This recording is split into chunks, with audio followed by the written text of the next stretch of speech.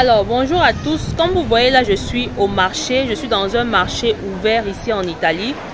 Derrière moi vous voyez des stands là, il y a plein de stands, les personnes qui sont en train de vendre. Et je pense que dans tous les pays en Europe il y a plein de marchés comme ça, où parfois 1 à 2 fois la semaine les gens s'installent pour vendre les vêtements, les chaussures et un tas de trucs en fait. Je fais cette vidéo parce que je suis venue ici dernièrement, j'étais en train de passer sur un stand de Pakistanais je crois ou Indien, où j'achète souvent les choses. Alors j'ai été surprise de voir les pagnes africains, nos pagnes qu'on met chez nous là, les pagnes qu'on coud là. Je suis passée, ce sont des gens qui ont l'habitude de vendre les fins de saison. Alors sur le stand il y avait les pagnes, les tissus pagnes là qui étaient affichés et ils vendaient. Je me suis dit mais les gens si on fait comment pour prendre nos pagnes installées ici? Est-ce que c'est un Africain qui est venu laisser ça là-bas que vendait pour moi?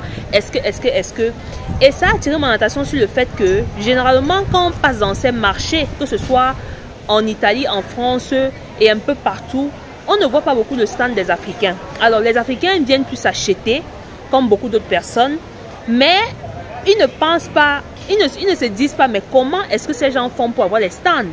Pourquoi est-ce que nous aussi on ne peut pas s'organiser, prendre aussi des stands dans les marchés comme ça et les gens viennent nous acheter les vêtements? Alors comme toujours, nous sommes les consommateurs, on consomme toujours, on achète chez les autres et nous on ne pense pas aussi à vendre.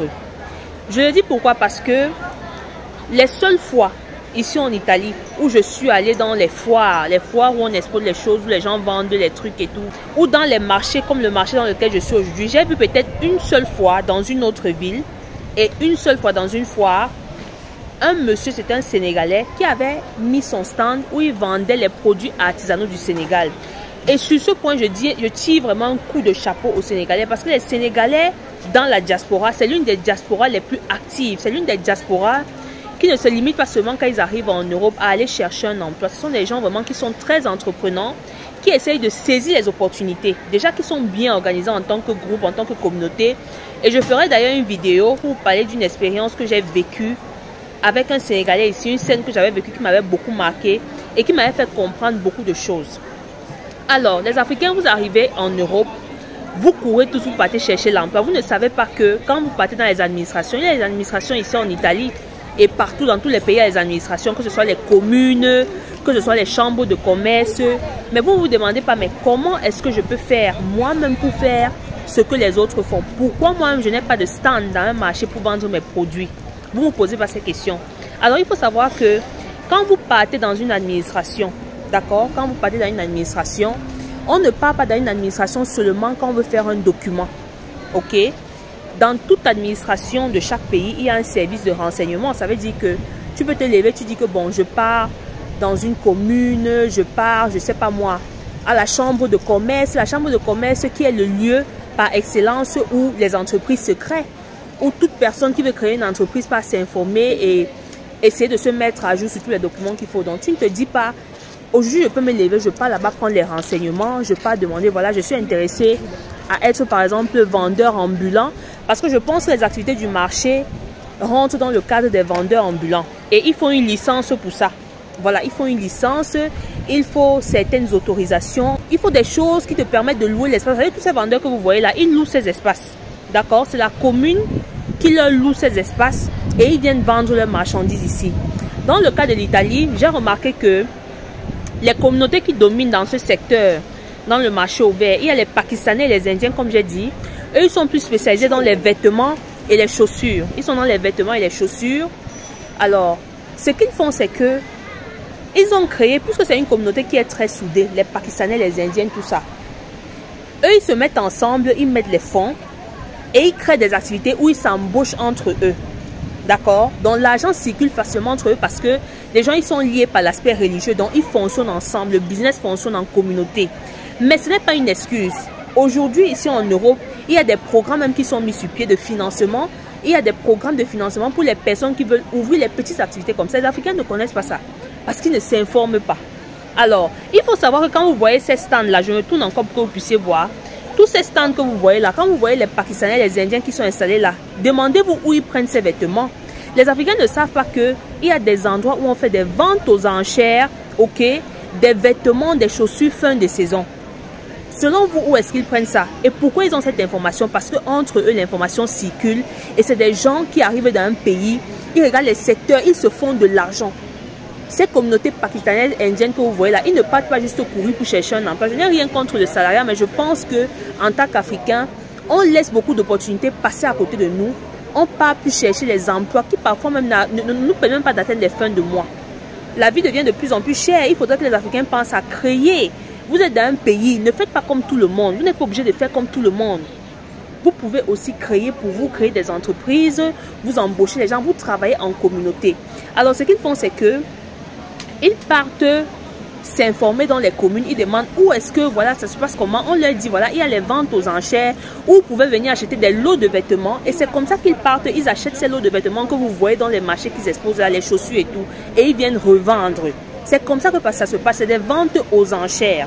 Et je vois, parfois quand je passe dans les centres là, je vois les Africains qu'ils embauchent, qui travaillent avec eux. Alors, vous les Africains qui travaillez avec eux, regardez comment ils fonctionnent. Essayez de copier aussi, faire pour vous de stand. On ne va pas toujours être ceux qu'on embauche. On ne va pas toujours être les salariés des gens. Essayez aussi de créer. C'est vrai qu'en communauté, ces Pakistanais et Indiens ne vont pas vous donner tous les secrets de leur business. Ne nous leurrons pas. Vous allez travailler avec eux. Ils ne vont pas vous dire totalement ce qu'ils font, comment ils font pour accéder à ces business. Mais au moins, toi qui travailles avec eux, tu peux voir combien ça rapporte. Ces gens se font beaucoup d'argent. Je dis, l'argent que ces gens se font dans le marché, par jour. Et il faut dire que le marché, dans les villes ici en Italie, c'est parfois 2 fois la semaine. Et ils partent dans toutes les villes d'Italie. Ça veut dire que vous allez voir certains, ils font le tour de l'Italie. Dans chaque marché, ils ont un stand. Aujourd'hui, il est ici. La semaine prochaine, il est dans. Parfois même en semaine, il y a même des vendeurs que toute la semaine, ils tournent dans presque les marchés de toute une région. Lundi, mardi, il est dans telle ville. Mercredi, jeudi, il est dans telle ville. Vendredi, samedi, ainsi de suite. Donc, il faut vous renseigner, mes frères et sœurs. Vous qui avez l'esprit d'entrepreneuriat, les marchés, ce que vous voyez là, ça passe beaucoup. Parce que l'avantage dans les marchés, les gens viennent dans les marchés, pourquoi? Parce qu'ils trouvent parfois des trucs de qualité, à prix bas. Ils trouvent des vêtements, des chaussures fin de saison. Et même les vêtements africains, nous on a nos vêtements africains, les pagnes. Comment ça se fait que ce soit les Indiens, les Pakistanais qui vendent nos pagnes? Toi, en tant qu'Africain, tu viens d'un marché, tu vois quelqu'un qui vend ton pagne, le pagne de chez toi. Même si on ne fabrique pas ces pagnes en Afrique, mais c'est des modèles qui sont inspirés aux vêtements africains. Alors, les Africains sont là. Il y a des gens ici, je vois des Africains ici qui vendent les pagnes. Vous devez tout rester dans vos maisons fermées. Qui va venir vous chercher chez vous? Renseignez-vous, mes frères et sœurs. Apprenez à aller dans les administrations, prendre les infos. Il y a beaucoup d'infos en diaspora qui nous échappent parce qu'on est mal entouré. On veut faire comme tout le monde. Allez, les gens qui peuvent se mettre ensemble à créer des petits groupes pour faire un business, vous n'avez pas besoin de prendre toute la masse. Vous prenez juste 2-3 personnes qui ont la même vision que toi et vous faites quelque chose de grand et de bien qui va vraiment vous rapporter de l'argent. Allez vous informer comment ça se passe. Vous partez aussi concurrencer ces gens-là. Parce qu'on ne va pas toujours donner l'argent aux autres en fait. Et moi, comme je dis, je tire un gros coup de chapeau aux frères sénégalais parce que les Sénégalais vraiment en diaspora, c'est des gens très battants. Je dis hyper battants. C'est des gens qui savent entreprendre. Les rares fois où j'ai vu les Sénégalais, les seuls Africains que je vois toujours dans les marchés, c'est toujours les gens de nationalité sénégalaise. Et d'une part, j'ai compris parce que le Sénégal, c'est un pays qui, en termes d'artisanat, ils sont quand même très avancés. Ils font beaucoup de choses à main, que ce soit les petits vases, les statuettes africaines là, les bijoux. Ils ont parfois les petits bijoux en Corée, les petits bijoux qu'ils font à main. Les Européens adorent les choses comme ça et les Sénégalais l'ont compris. Alors, tu pars parfois, tu vois, les rares fois où j'avais vu un monsieur sénégalais qui avait fait un beau stand où il exposait vraiment beaucoup de choses. Les gens viennent, ils achètent. Ils achètent. Au moins, quand tu passes chez un frère, de voir que, mais voilà au moins un frère africain qui est là en tant qu'entrepreneur, en tant que businessman, qui n'est pas seulement venu pour consommer. Donc, je dis pour ça vraiment chapeau à la communauté sénégalaise qui sont des hommes vraiment très battants. Suivons l'exemple. Les autres communautés se font de l'argent sur notre dos. On vient toujours consommer. Parce qu'aujourd'hui, on va entendre que les gens disent oui, la vie est devenue chère, il faut que l'homme et la femme travaillent, sinon on ne s'en sort pas. Mais ce n'est pas toutes les communautés qui ont ce problème.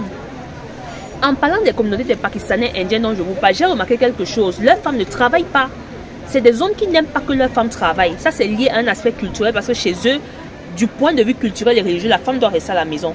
Et ça, c'est le modèle que j'apprécie. Moi, je vous dis, j'ai vu comment les couples fonctionnent ici, dans la société occidentale surtout, les dégâts que ça peut causer sur les enfants quand l'homme et la femme travaillent de longues heures. Alors, demandez-vous pourquoi, vous couple africain, Malgré le fait que vous partez travailler tous les jours, vous avez tous les problèmes d'argent. Vous n'arrivez pas à la fin du mois. Vous plaignez toujours que machin, on n'arrive pas à faire les économies. Les Pakistanais, eux seuls, seulement les hommes, se mettent dehors, ils entrent dans les business, ils travaillent. Les femmes sont à la maison, mais ils réussissent à s'en sortir que vous qui partez toujours demander le boulot, être employé. Il faut que ça vous amène à réfléchir. Parce que si tu as un stand comme ça dans un marché, tu connais le nombre de personnes par jour qui passent dans un marché pour acheter les vêtements. Tu connais le nombre de personnes. Alors, si tu as un homme, tu as ce genre de business, tu fonctionnes peut-être avec tes frères ou avec 2-3 amis, vous êtes mis ensemble. Mais même si ta femme ne travaille pas, tu vis mieux qu'un couple où l'homme et la femme partent chercher l'argent dehors. Parlons peu, parlons vrai. Donc, je pense que cette vidéo est importante pour réveiller un peu la communauté. Saisissez les opportunités, n'ayez pas peur. Il y a des fonds de financement là dehors qui sont à disposition des communes. Allez vous renseigner, allez à la quête de l'information. L'information dans la vie, c'est la clé, la bonne information. Et la bonne information ne se vend pas au marché. Alors, si tu n'as pas la chance de tomber sur les personnes qui vont te donner l'information, va chercher l'information.